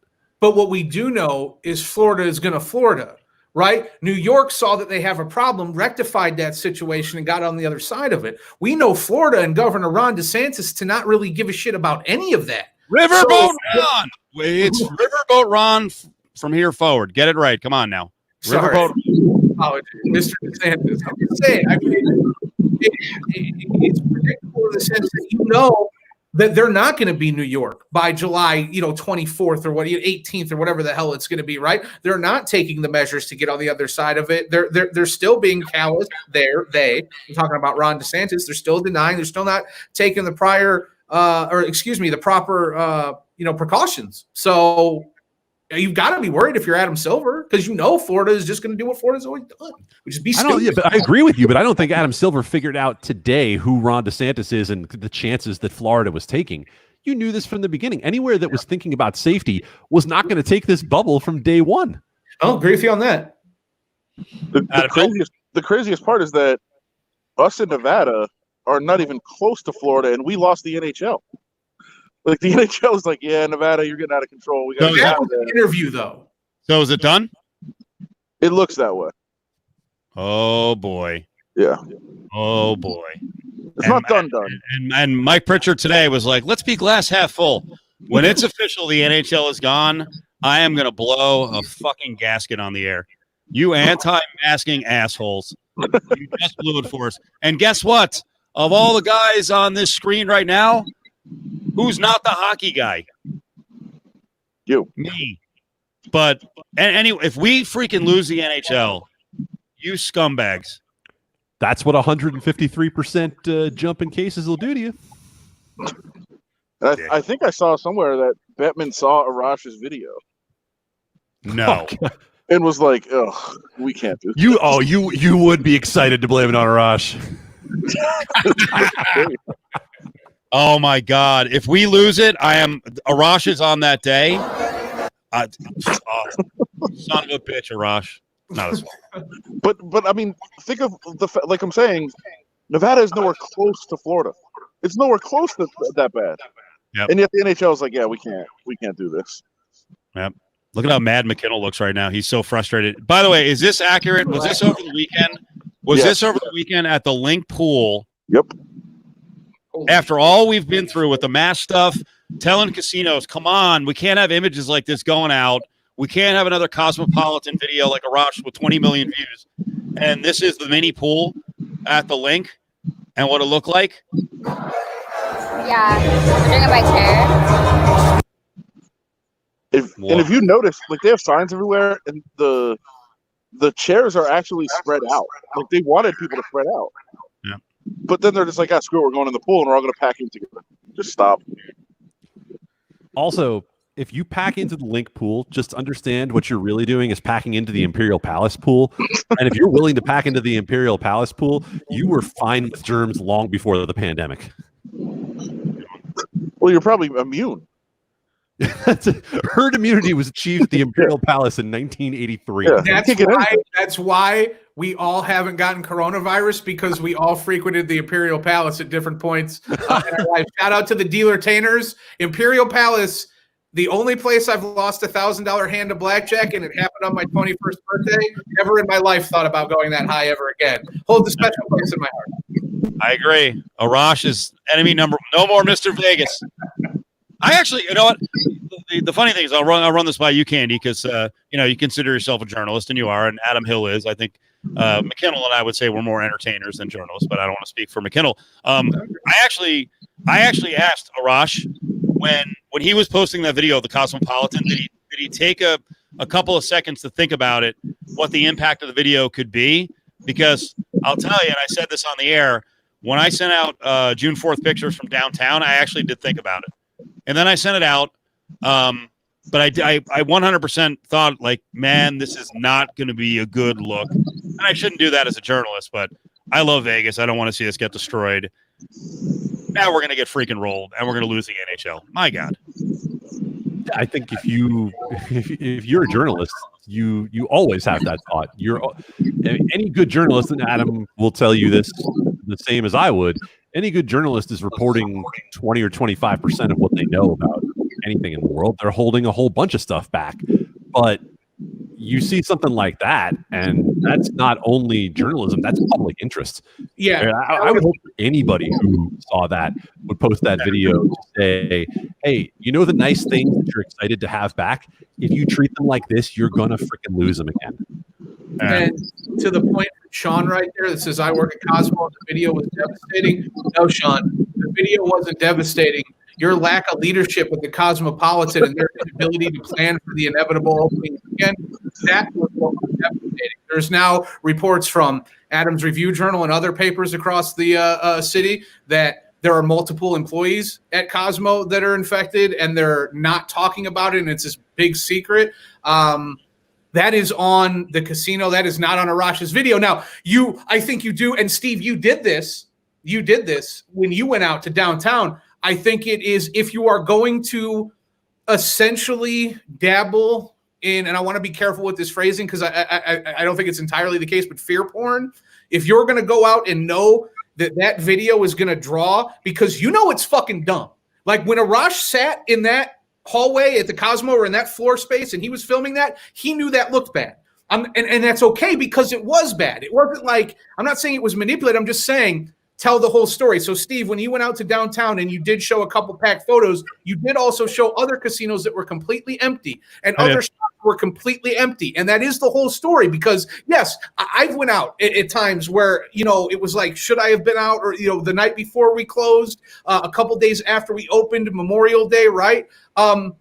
It's the whole gamut. Were there situations where I felt it was a little too packed? Yes. Haven't been in the link situation like the pool, but there were definitely photos I could have shared where people would have looked at Vegas and been like, holy shit, that looks terrible. Flip side is I could have shared photos where you couldn't see a person down the street from, the end of the street. So it was like a ghost town. So there's two sides to every story, but it's wild times. I think we can all agree, like Arash has scope, but he could have never known it would have become like a federal sort of national story that became like almost like a tourism video, an anti-tourism video. People getting on you for going off on Sean, but you get the point. He wasn't lecturing Sean. Sean, I wasn't lecturing you, man. I'm just, it wasn't the video. It was a lack of leadership. That should have never been a situation. It should have been mandatory face masks. There should have been plastic dividers. It should have been a completely different situation in optics that we saw. And unfortunately, that falls on Cosmopolitan. What about what Chaotic Sports is saying here? Don't even think about it. I don't understand why we wouldn't show that stuff. Fear porn is good in this situation. You're probably right. Maybe we had to be drastic to show people, like to scare the crap out of people outside the market and scare people inside the market that this is not the look we need to be putting out there. Yeah, I think the balance of that and what Ryan and Adam are both referring to is if Arash would have he would have gone to the Cosmo and like 98% of the property was complying and doing the right things, and then he found like a little corner where people weren't and shot that and put it out and been like, Cosmopolitan's out of control. That's messed up. That's where you're wrong.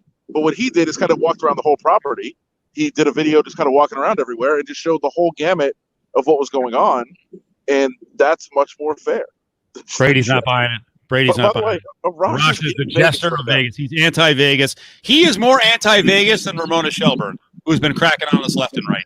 Arash is the new Ramona. Arash is in Vegas at the Cosmo right now, by the way. No. They let him back in? I thought they yelled.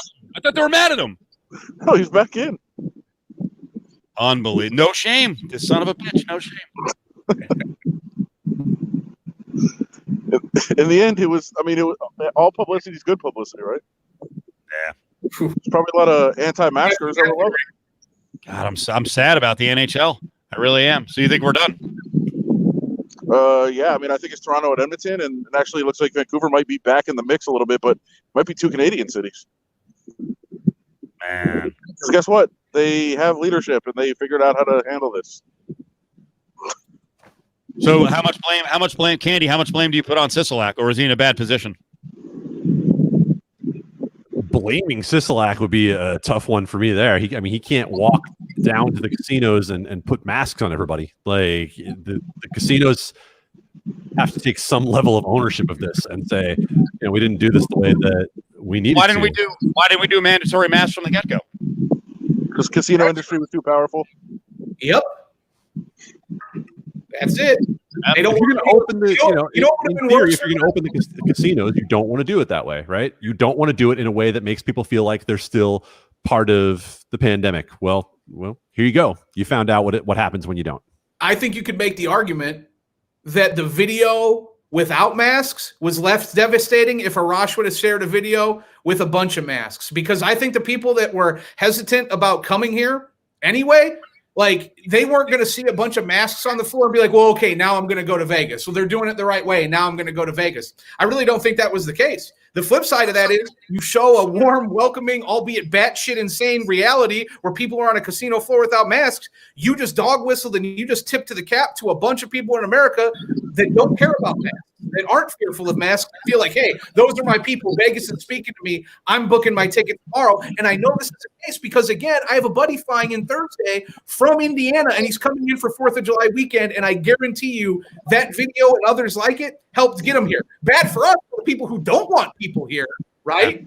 But good for a casino who's trying to make the best of a nightmarish situation. Again, not sticking up for the casinos, totally complicit in this, and a big reason why we're screwed and their political influence. But, making money, at least a little bit. By the way, yes, Chris, we played that on a video last week because it's not just tourists. The locals are doing it too. Yep. And those were locals at Wet n Wild. That looked like ass. That was totally awful. A lot of comments on Sisolak. I don't know, man. I don't know. The thing I right now, I'm very sad about the NHL. I don't know what to get more sad about. What do you think, guys? No NHL, or the fact that Adam Hill may not be allowed back in the country? I'm saying no. I'm saying no NHL. Oh, no NHL, because you can do Cofield and Company with Adam drinking blue corals on the beach from Mexico or anywhere else. True. And also, fine, man. Adam doesn't need to be physically present. He can just float among the every day. Every day he's going to be out of it. He's going to be out. He's going to be cordoned off from the common people in Mexico. You elitist pig, just playing in your phone machine, you prick. Exactly. That's how you can run out of dollars. By the way, it's not just the Hub City thing, Steve. Like, they are still working on their agreement, and we talked about this from the very beginning. Like, there's no deal. The NHL does not have a deal to return to play. We're getting close to the time when they're supposed to be reporting. Yep. It's crazy. This is McKinnell. This is what McKinnell has predicted all along. We started out before you came on, Adam. We got into an early topic about the National Football League and the tarp over the first 8 rows, and Candy and I went back and forth on it. And then McKinnell's like, "There's not going to be any fans. It doesn't matter. There's not going to be fans." And then McKinnell said an hour ago, he's like, "There's not going to be NHL. There's not going to be NBA. There's not going to be Major League Baseball." It's like, all right, Big Mac, you might be right, bastard.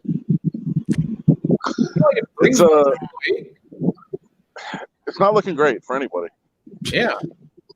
Like, what do we want? You want us to get on here and be like, well, let's break down the preseason schedule of the Raiders? Like, okay, I guess. I feel like I would be insulting all of your intelligence if we were sitting here talking about anything other than, hey, not looking good for sports in 2020. If you'd like them back in 2021, here's an idea: wear a fucking piece of cloth over your face. Like, if we can do that, if we can all get on the same page and be smart together, we might actually be like other countries in the world who have actually stopped. Like Italy and Iran were like building graveyards. Like Italy was like stockpiling people outside of hospitals. They were overrun with coronavirus, right? So was Iran. So were other countries. They're all getting better. Canada shares a border with us, and they've managed to have good leadership and keep that shit out. And it ain't about density. It's not about anything other than ego-ness, selfishness, and stupidity. And that's the bottom line. I want sports back. We all want sports back. And the only way that's going to happen is talking to sports fans and telling them that shit's not going to happen unless we all start being on the same team. McKinnell, I've been waiting for you to say that clearly for a long time. Be more like Iran, U.S. Yes. You need to be like Iran. Believe me. That'll be the clip, right? On the whole fall sports thing, DRF at UNLV came up with the masking thing, the hashtag. She's right. I pivoted to that last week. I'm like, all right, I don't know how to get through to people, but like, I want fucking sports. So if you want to take football away from the rest of us, you're a dick. So if you want to be the nonconformist, the masks don't work, the death rate is low, go fuck yourselves. You're now the enemy. And I actually said it on the air. I'm like, you're on thin ice and you're on the list. Okay. I'm going to remember this. If you F us out of football, none of us are ever going to forget those of you who sat on social media who, went all Karen at grocery stores. It ain't going to be forgotten because it's going to be way beyond us losing football. More people are going to lose their jobs. I'm holding it in. Let's close on a happy note here. I got to play some audio. So Adam Hill, I'm going to keep your mic down and then we'll get out of here. Great job, guys. And great job with the audience. I didn't even know how to read that. I think this was supposed to be funny, but I'm just I'll mention the cultural concerns afterwards. But Stephen A goes on First Take this morning. And basically the topic was NBA players have to fuck. All right. They just have to. They can't stop. They can't stop fornicating. They can't control themselves. You can't put them in a bubble. And Stephen A the whole time is like just giggling and just getting all high, not, marijuana high, but just all fired up. And the rest of the guys are like, what is he talking about here? Here's Stephen A as he's starting to freaking lose his mind. They gonna struggle with 3 weeks. Why you think they won in Vegas? Can we stop? Can we stop? The issue right now is that you in Orlando for the first month. You got to be alone. You understand? Trust you me. When guys wanted to go to Vegas, because they definitely wanted to go to Vegas, I noticed for a fact you could have rented out the Wynn and the Encore. You could have done that, all right, and had some semblance of a bubble, and cats would have been happy. The reason why they're looking at Orlando, they're like, damn. Yeah, they're like, damn, this is gonna suck here. And by the way, in the middle of that, you could hear a sigh from Molly Karam, who's like, she's so miscast on the show because when Stephen A wants to go, piggish guy route, right? And obviously I just did that earlier by putting up a picture of some lady giving a massage, but she's in a terrible position. What do you think of that? Is it funny? And also consider the cultural concerns, the way a lot of old white America thinks of NBA players. I don't want to get too serious on it because in a way I was like, hey, it is going to be hard not to get laid for 3 weeks. Sorry, you got to show a little discipline. But what do you think of Stephen A going, as someone said earlier, starting to sound like he was in heat? Yeah. Candyman? Well, just remember, the biggest concern we had about all of this is that players can't be with their families, right? Come on. Seriously, guys. Like, first of all, I mean, God bless if any NBA player has never gone 3 weeks in his life without getting laid. I slow clap, like, congratulations. And if that's the reason that we're worried about we can't have basketball or any other sport, I mean, come on. We can figure that much out, Stephen A. And the cultural concerns, you know what, man? I'm so far past worrying about the cultural concerns about a statement like that, and more about the idea of the spread of disease and more about the idea of, okay, fine. So you're basically saying we could have had a bunch of hoes in Vegas at the Wynn and Encore. We just can't have the women of Central Florida, doing this the same way. It's so crazy. Yeah. I mean, the NBA, they have their areas. Like every time they go on an away game, they have their regular girls that they holler at. This has been, common knowledge in the NBA for a very long time. So I would imagine there's some, schedule shifting, itinerary shifting by the ladies and people that are going to get to Orlando, but they're going to come in from Atlanta and Texas. Like, it's going to be just fine, guys. The NBA players are going to get laid. Like this quarantine, I don't think is going to work as well as people think it is. Like these people are worth $100 million. If they want to get laid, like they're going to get laid. That is a rejoin tomorrow or Wednesday or Thursday. That's just a matter of fact. They're going to get laid. They are going to get laid. All right, Adam Hill. They're going to get laid. No, it's a bubble. Like, how are they going to get in there? I don't know. Be worth $100 million and tip the doorman $5,000 because you want to get laid real bad.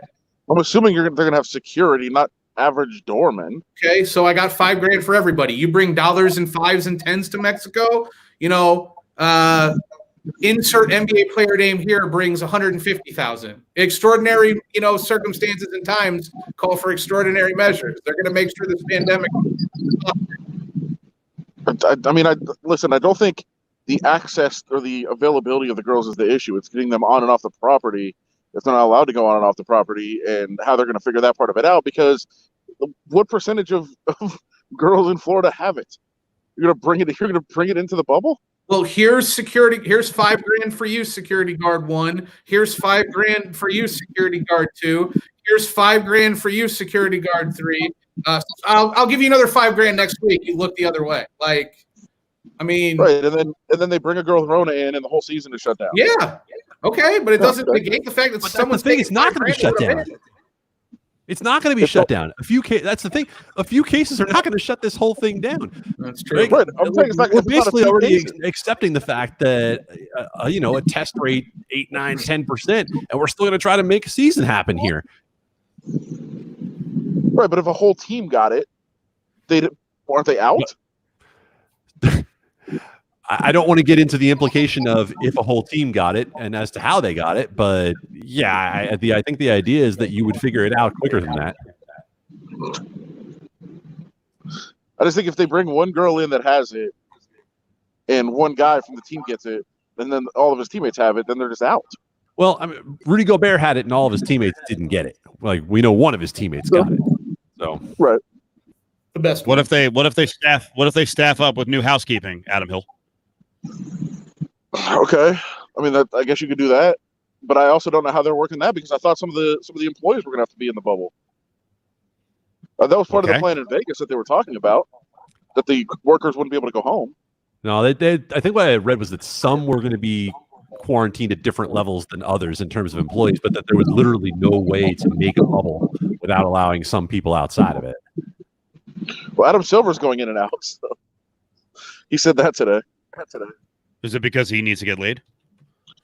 Probably. He's a terrible example. He calls Bob Kraft. What was I going to say? We know he's a gangster. We know he's the white Gus Fring. Man, this whole bubble thing and how the disaster in Florida is just sitting with me the wrong way. This is, to me, this is one of the more depressing aspects of this whole deal. If you can read this, the print might be kind of small, but are we serious? No Marv at the NBA bubble? Come on. Candy, you probably have a little more connection than the other two guys to Marv Albert, and I know there's, the guy's forever saddled with his stupid S&M nonsense, but we know he's getting laid. Marv, is that why? That's why he won't go, because he's absolutely he's a sex addict. Don't ruin it. Hold on. Let Candy go first. We want to wax poetic, I think, about the legend Marv Albert not getting called, a once in a lifetime opportunity here. He's 79 years old, and now he's not going because he's like, I'm too old, it's too risky. Poor Marv, and poor NBA fans. Who else will they be able to rely upon in this time when we all need relief and entertainment to misidentify players and act like their career should have been over 10 years ago, if not for Marv Albert? It's watching the corpse of Marv Albert stumble through a broadcast at this point for someone who grew up with the Knicks and grew up with as just iconic in everything he understands about sports. To watch him stumble around at a broadcast right now is just painful. So I'll just say that this whole thing really bites. Oh, that was not the way any of that was supposed to go. I know. What a dick. And I agree. Chris of Coins, someone needs to hunt down Candy at his palatial estate. What are you doing? We're trying to honor Marv, feel bad for him, and then you're dropping bite lines and that he's a corpse. And it's not me, folks. Because he wouldn't be able to get laid, right? Like that's why he's not joining this bubble. Once he heard the host out, he was like, "Nah, man, Marv can't be a part of this business. Marv got to fly. Marv got to be free." Does Marv really talk like that off the air? Marv got the third person, apparently. I didn't know this. Yeah, Marv got to do this. Marv got to do that. Marv got He's Ricky Henderson. Final 5 minutes. Any questions for everyone on the panel? And then we're going to go. I know I have really turned into just an old pussy who is PC. Don't everyone erase from their memory the fact that I put up some lady giving a massage on Pornhub. Corpse reference was for Silver. I want to see if we missed anything that wasn't answered earlier. By the way, Candy and McKinnell, I appreciate you staying on so long. As always, we go way too long, but we had a lot of fun tonight. God damn it. All right, Adam Hill, appreciate you chiming in. Go do vacation. Go do vacation things, Adam. The fuck off. I'm sitting on the beach. Oh, and Adam, you are not going to Fight Island, right? Ooh. No. What does that mean? It was close. It was close. Oh, really? There's a lot of logistical hurdles that we just couldn't cross. All right, go enjoy the phone machine. We'll see you. All right, guys. Very good job. Appreciate it. We'll see you tomorrow night. Back at 3 with Cofield and company. I don't know if Ari's on here. Who are the guests, Ari? I can't remember who we have booked tomorrow. Good people, though. But great job, Candy. And Big Mac, thrilled to have you on. You did a great job. I'm glad you're doing well. We won't get into issues that developed the last week. But just so the audience knows, I am making a hard pitch to both of these guys to be doing a lot more of this stuff. So I think we got I'm hopeful we have something brewing. Hopefully we have something brewing because all of our voices from the company need to be on a lot more often. Koken needs to be on a lot more often. So, yeah, that's all I got tonight. I'm not giving too much away.